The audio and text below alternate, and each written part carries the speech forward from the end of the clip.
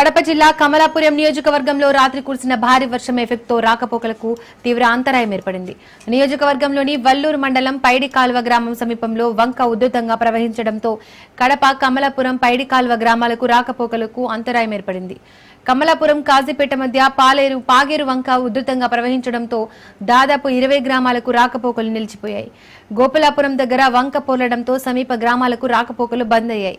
జమ్మలమడుగు నియోజకవర్గ పరిధిలోని ఎర్రగుంట్ల పొట్లదుర్తి గ్రామాల మధ్య వర్షపు నీరు పంట పొలాల నుండి రోడ్డుపై ఉధృతంగా ప్రవహించడంతో రాకపోకలకు అంతరాయం ఏర్పడింది. ఎర్రగుడిపాడు గ్రామంలో వద్ద పాగేరు వంక ఉప్పొంగడంతో రజకులకు సంబంధించిన బట్టలు, డ్రమ్ములు, వారి సామాగ్రి కొట్టుకుని పోవడంతో లబోదిబోమంటున్నారు. పూర్తిగా కొట్టుకుపోవడంతో ప్రభుత్వమే ఆదుకోవాలని వేడుకుంటున్నారు.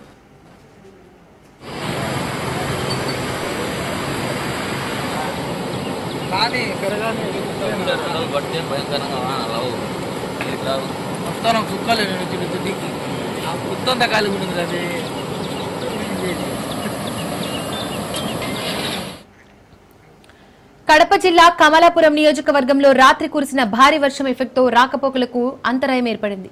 నియోజకవర్గంలోని వల్లూరు మండలం పైడి కాల్వ గ్రామం సమీపంలో వంక ఉధృతంగా ప్రవహించడంతో కడప కమలాపురం పైడి కాల్వ గ్రామాలకు రాకపోకలకు అంతరాయం ఏర్పడింది.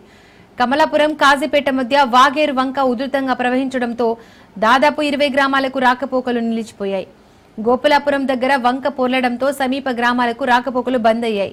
జమ్మలమడుగు నియోజకవర్గ పరిధిలోని ఎర్రగుంట్ల పోట్లదుర్తి గ్రామాల మధ్య వర్షపు నీరు పంట పొలాల నుండి రోడ్డుపై ఉధృతంగా ప్రవహించడంతో రాకపోకలకు తీవ్ర అంతరాయం ఏర్పడింది.